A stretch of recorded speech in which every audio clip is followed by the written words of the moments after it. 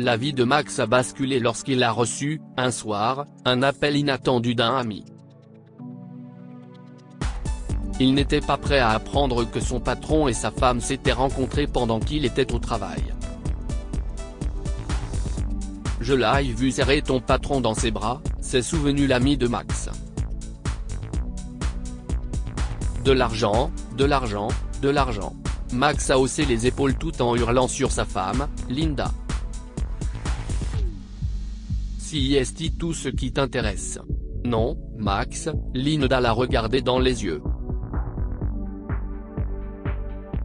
Je veux que tu travailles pour avoir une vie meilleure, pas parce que j'ai besoin de ton argent. Oh, s'il te plaît.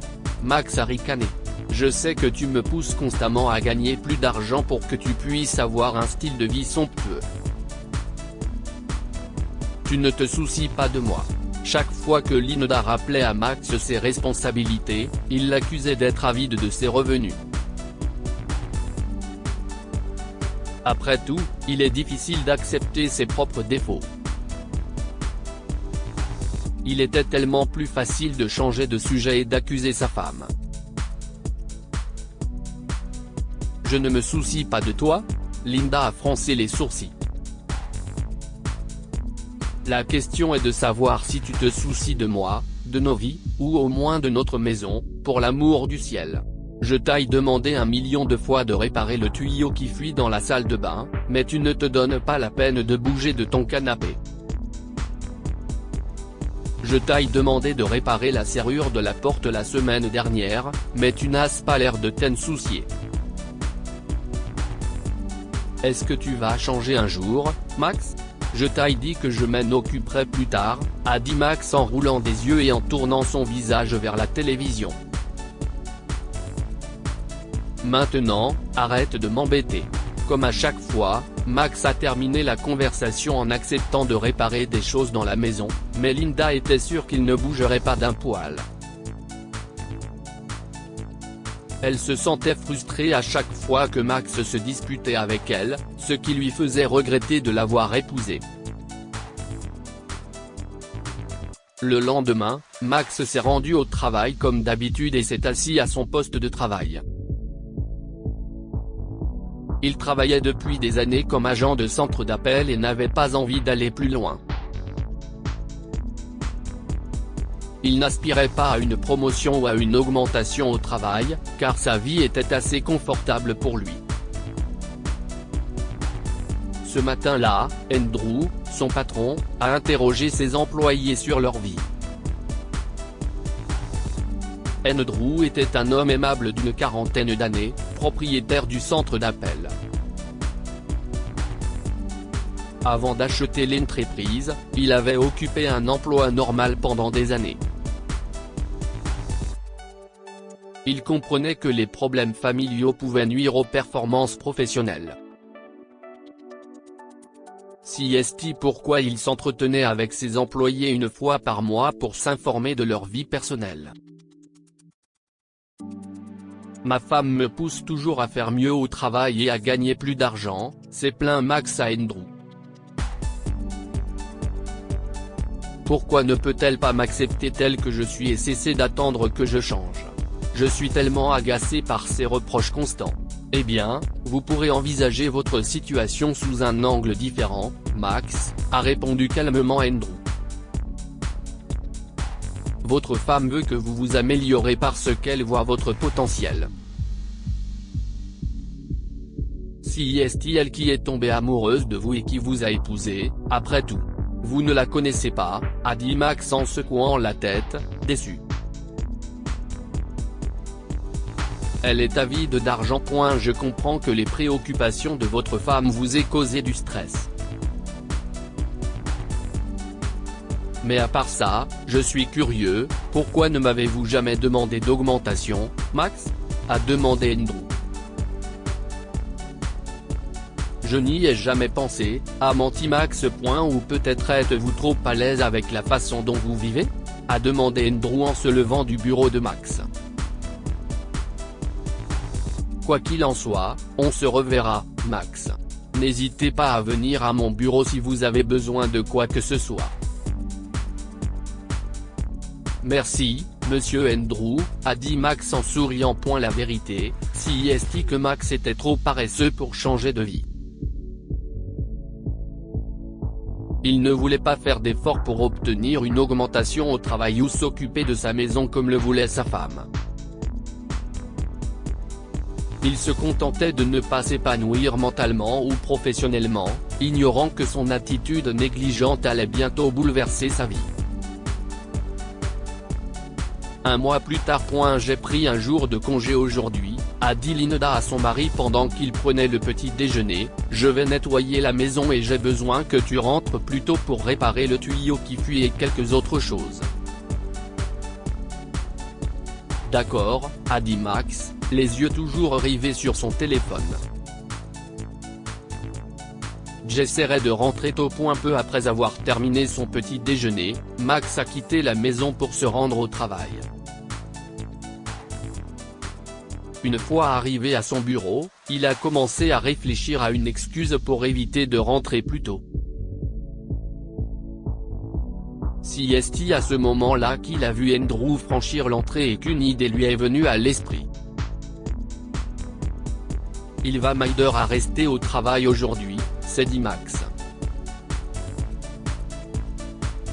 Quelques minutes plus tard, Max est entré dans le bureau d'Andrew et lui a dit qu'il avait quelque chose d'important à lui dire.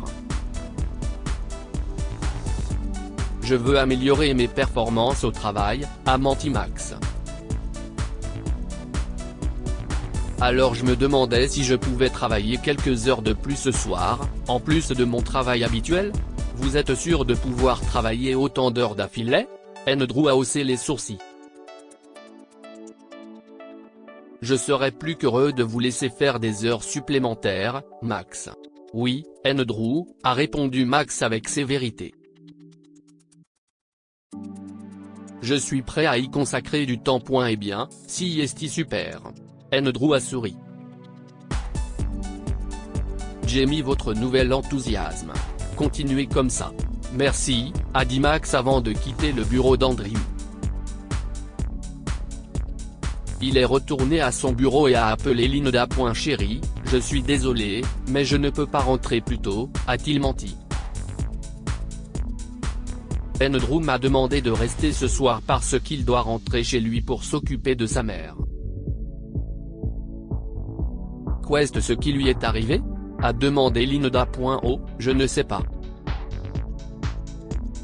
Elle n'est pas bien, a encore menti Max. Je lui ai dit que je devais rentrer plus tôt, mais il ne m'a pas autorisé à le faire. Je suis vraiment désolé, Linda. Ce n'est pas grave, a répondu Linda en hésitant. Je te verrai plus tard. Prends soin de toi. Oui. Max a levé le poing en signe de victoire et a souri, sans savoir qu'il le regrettera bientôt. Max est resté au bureau toute la nuit après que la plupart de ses collègues sont rentrés chez eux. Il s'est assis à son bureau, travaillant un peu, mais surtout perdant son temps. Il ne se souciait pas le moins du monde de savoir comment sa femme parviendrait à faire le ménage toute seule. Max avait du mal à garder les yeux ouverts après avoir passé 16 heures à son bureau. Il s'était presque endormi lorsqu'il a soudain senti son téléphone sonner sur la table. Il a levé la tête et a regardé l'écran de son téléphone. Max a répondu à l'appel d'une voix groggy. Et, Max, s'est exclamé un de ses amis à l'autre bout du fil, où es-tu, mec? Je suis au travail. Pourquoi? A demandé Max en essayant de se frotter les yeux. Linda. Quoi? Les yeux de Max se sont écarquillés et son cœur s'est emballé. Ce type. Andrew, a dit l'ami de Max. Si est ton patron? Non? Je l'ai vu sortir de chez toi il y a quelques heures. Et je suis désolé, mais je l'ai vu le serrer dans ses bras avant qu'il ne parte. J'ai pensé qu'il fallait que je te le dise, mon pote. Max a senti une vive colère lui traverser le corps après avoir entendu les paroles de son ami. Comment a-t-elle pu me tromper? Il s'est gratté la tête en regardant l'écran de son ordinateur portable. Si est ridicule. C'était presque à la fin de son shift qu'il a appris qu'Andrew a rendu visite à sa femme. Il aurait pu rentrer chez lui, mais il est resté au bureau jusqu'à l'arrivée de son patron. Le centre d'appel était divisé en deux bâtiments, l'un pour les cadres, l'autre pour Andrew et ses collègues. Dès qu'Andrew s'est assuré que son patron était entré dans l'autre bâtiment, il s'est précipité dans le bureau de son patron et a donné un coup de pied dans la porte vitrée, la faisant voler en éclats. « Comment osez-vous » a hurlé Max à son patron. « Je n'aurais jamais cru que vous vous abaisseriez à ce point. Je n'arrive pas à croire que vous avez séduit ma femme dans mon dos. » Quoi? Andrew a regardé Max avec stupeur. « Ne faites pas comme si vous ne saviez rien. » Max a continué de crier sur son patron. « Vous avez passé la nuit avec ma femme alors que j'étais au travail. Ce n'est pas ce que vous pensez, Max, » a répondu Andrew. « Asseyez-vous, s'il vous plaît. » Une fois Max calmé, Andrew lui a dit qu'il était allé là-bas parce que Linda l'avait appelé. « Elle m'a appelé hier soir et m'a demandé de vous laisser rentrer chez vous », s'est souvenu Andrew. Elle m'a dit que vous avez promis de rentrer plus tôt, mais que vous me reprochiez de ne pas vous avoir laissé partir. Max a baissé le regard et n'a pas répondu, permettant à Andrew de continuer à parler. Honnêtement, j'étais choqué, a dit Andrew. Comment pouvez-vous mentir à votre femme de cette manière, Max? Êtes-vous si paresseux et égoïste? Max a balbutié. Je ne sais pas. Je ne lui ai pas dit que vous lui aviez menti, a dit Andrew. J'ai proposé de payer des hommes à tout faire qui pourraient tout réparer dans votre maison, mais Linda a refusé. Son amour-propre l'a empêché de prendre mon argent, mais je voulais quand même l'aider. Elle n'a pas résisté lorsque je lui ai proposé de visiter votre maison et de tout réparer. Je n'y suis pas allé pour séduire votre femme, Max. Les deux hommes ont discuté encore un peu, et il semblait que Max commençait enfin à voir ses propres fautes. Je suis désolé d'avoir douté de vos intentions, Max a essayé de s'excuser. Je n'aurais pas dû vous crier dessus comme ça. Je suis vraiment désolé, Andrew. Si est bon, Max, a répondu Andrew. Je suis content que vous ayez appris votre leçon. Je l'ai apprise, a menti Max en quittant le bureau. Plus tard dans la nuit, Max a hurlé sur Linda lorsqu'elle est rentrée à la maison. Il l'a accusé de le tromper avec son patron. Je sais pourquoi tu l'as appelé ici, a hurlé Max. Tu ne m'aimes plus et tu penses qu'Andrew est meilleur que moi. Tu sais qu'il gagne plus d'argent que moi et si est ce qui t'attire le plus chez lui. Tu as perdu la tête, Max? A hurlé Linda. Comment peux-tu m'accuser de te tromper? Il a proposé de réparer le tuyau qui fuyait et la serrure de la porte, alors je l'ai laissé faire. Qu'est ce qui ne va pas chez toi? Oh, s'il te plaît. Max a roulé des yeux. Le couple a continué à se disputer jusqu'à ce que Max perde son sang-froid et a levé la main sur Linda. Comment oses-tu? S'est écrié Linda. Voir son mari perdre le contrôle et la goutte d'eau qui a fait déborder le vase. Elle a immédiatement préparé sa valise et a quitté la maison, sans savoir où elle allait passer la nuit. Linda a marché quelques rues depuis sa maison jusqu'à un motel où elle a décidé de séjourner. Elle s'est enregistrée et a laissé ses bagages dans la chambre pour se rendre au magasin voisin. Debout dans la dernière allée de l'épicerie, Linda a sangloté en pensant au comportement de Max. Elle ne s'attendait pas à ce qu'il doute de sa loyauté, et son cœur s'est brisé en 1000 morceaux lorsqu'il l'a fait. Alors que Linda pleurait dans un coin, elle a senti une voix masculine familière l'appeler par son nom. Elle s'est immédiatement retournée et fut choquée de voir Andrew se tenir derrière elle. J'ai acheté ces fleurs en pensant les donner à Max et qu'il vous les offrirait. J'ai même réservé un dîner pour vous deux afin que vous puissiez tout arranger. Je pensais qu'il voulait que je l'aide à améliorer sa relation avec vous, a dit Andrew. Je suppose qu'il ne veut plus de ça maintenant. Ensuite, Andrew a donné les fleurs à Linda et lui a demandé si elle voulait quand même aller à ce dîner chic. Cela vous aidera à vous distraire l'esprit, a-t-il dit. Linda a accepté et a suivi Andrew. Quelques semaines plus tard, Linda a enfin pris position. Elle a divorcé de Max car elle savait qu'il ne changerait jamais. Le couple s'est ensuite séparé, ignorant que Linda était enceinte.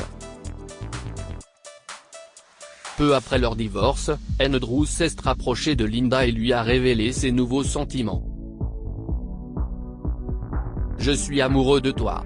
Je tiens à toi et je te promets que je ne te ferai pas de mal comme Max, lui a-t-il dit. Après quelques jours de réflexion, Linda a fini par lui rendre l'appareil. Alors qu'elle pensait que tout était réglé, le destin l'a surprise avec un test de grossesse positif. Linda est choquée d'apprendre qu'elle était enceinte de Max, mais elle ne savait pas comment Andrew allait réagir.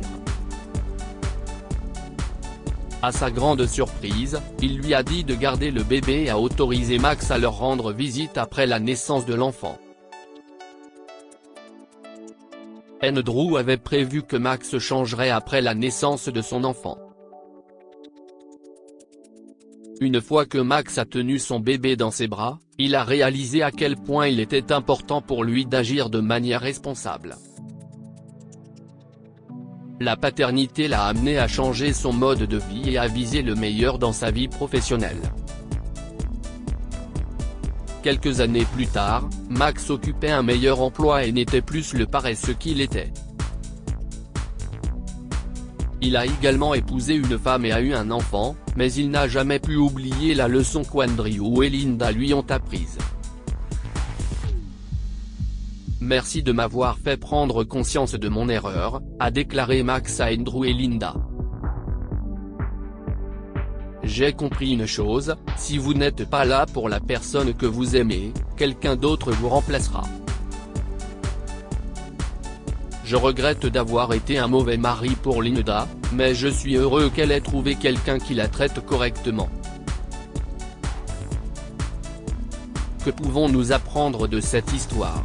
Ne tenez pas vos proches pour acquis. Tout au long de sa vie, Max n'a jamais prêté attention à sa femme et n'a jamais accordé d'importance à ses paroles. Au contraire, il se disputait avec elle et ne lui accordait aucun respect. Il s'est rendu compte de son erreur lorsqu'il a vu son enfant, mais il était trop tard. Ne laissez jamais votre partenaire vous manquer de respect. Linda tolérait tout ce que faisait son mari jusqu'à ce qu'elle le voie perdre son sang-froid. Le voir lever la main pour la frapper était quelque chose qu'elle ne pouvait pas supporter. Partagez cette histoire avec vos amis et votre famille. Elle pourrait les inspirer et égayer leur journée.